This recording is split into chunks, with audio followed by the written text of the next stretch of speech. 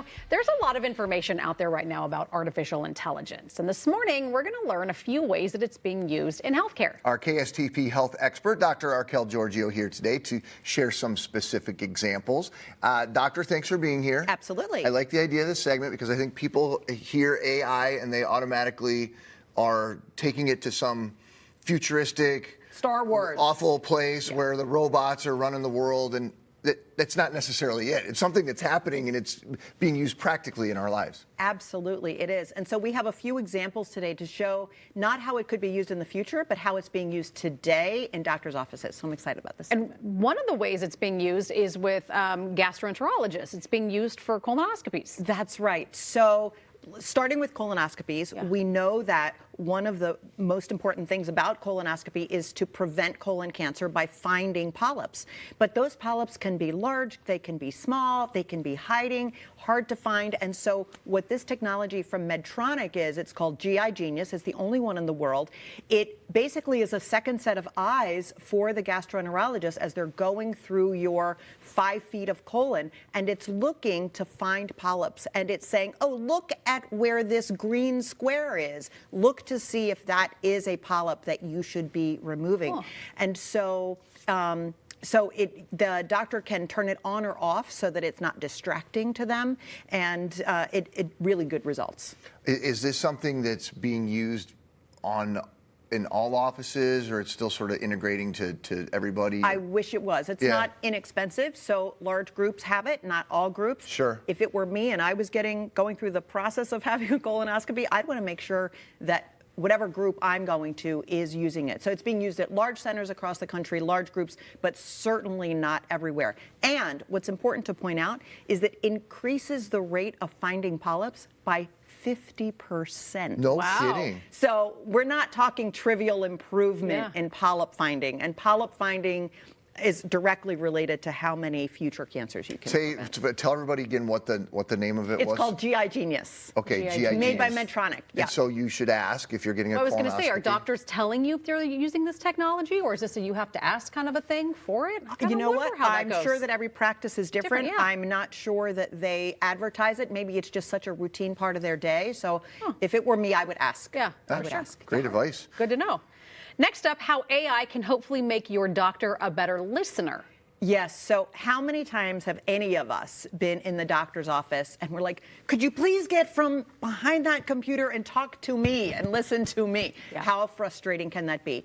So the way AI is helping that is medical AI scribes. Here's what that does. Instead of the doctor needing to take notes the whole time they're talking to you so they can remember your history, the scribe is listening to the conversation and creating a transcript. So what you can see on the left side of the screen, it's just doing a verbatim transcript of that entire visit between the doctor and the patient. But then it's more than a voice memo or more than a transcript, because what the system does is that it then turns that transcript into an official medical note.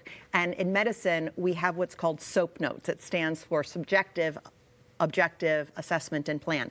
It's how doctors and nurses put information into an electronic health record. So what the system does a transcript, creates the SOAP note, integrates it directly into the electronic health record, and the doctor then, all they have to do afterwards is review it to make sure it's accurate and push pound. And so it allows them to spend more time with you.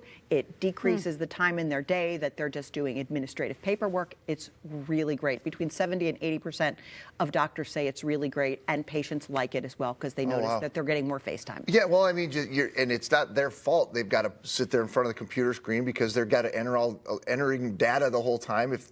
But this is what's great, because then you get off the computer screen. Absolutely, absolutely. It's Nice. been a big help. Big systems are putting it in place. Mayo Clinic, Cleveland Clinic, Kaiser, and other systems across the country are using it more and more with good results. And it must be pretty accurate, or they wouldn't be using it. It is accurate and getting better. Let me point out some of the shortfalls, because not everything is rosy. I mean, it's very positive, but I do want to highlight that where there is a shortfall is if there are non-English, non-American accents. It might misinterpret what you're saying.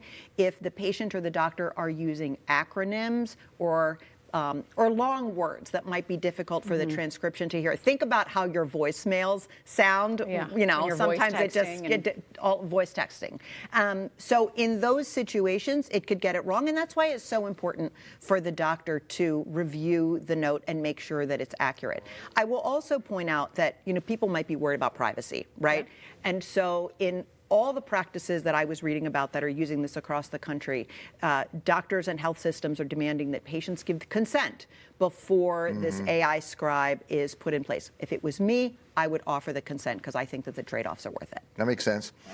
So you've got AI is making people's diagnoses and treatment plans more personal. Tell us about that. Yeah, more personal, and I'm going to say better quality, higher quality. So, you know, doctors have guidelines that they work through. Like if you have influenza, you get this treatment. If you have an ear infection, you get that treatment. There are guidelines, and there's just frameworks for us to think about how to treat people. But one size doesn't fit all.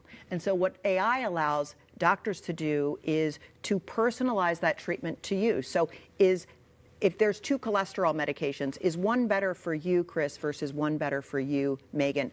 The AI that is driving personalized treatment that I'm really excited about is being used more in Europe. It's not widespread, but I did want to highlight it.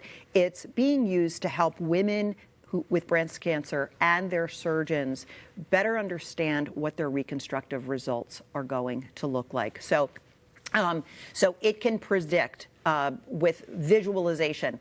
Are you going to be satisfied with this result if you get a bilateral mastectomy, if you get a flap from your abdomen and pull the skin up to create reconstruction? What is that going to look like? Are you going to be satisfied with that? And it certainly helps set expectations. But it goes further than what you're, like a Photoshop type of impact. So who's going to have a wound complication? Who's going to have swelling of their arm and lymphedema?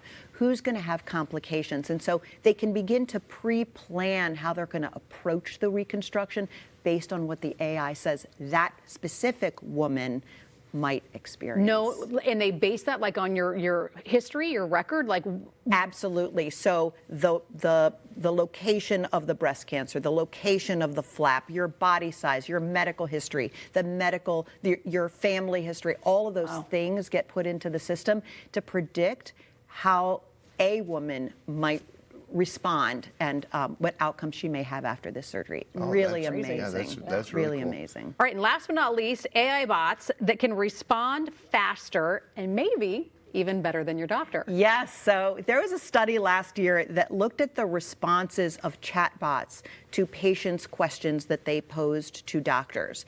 And 4-to-1, there was a preference for the chatbot's response to the patient rather than a real doctor's response to the question. It was faster, it was longer, it was more thorough, and it was more empathetic.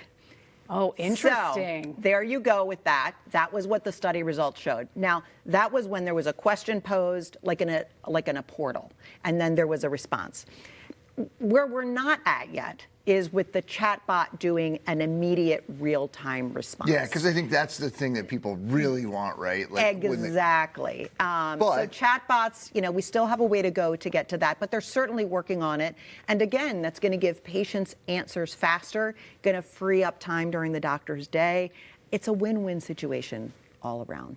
So it's not, you know, perfect, but boy, are we making some big improvements. I think people shouldn't be afraid of AI. Used responsibly, it's going to revolutionize our experience. Dr. Giorgio, thank you. Thank That was a very you. interesting conversation. For more medical news, how it impacts you, you can check out Arkel's podcast. It's called Speak Up for Your Health. Post a link for you to the episodes on MinnesotaLive.com.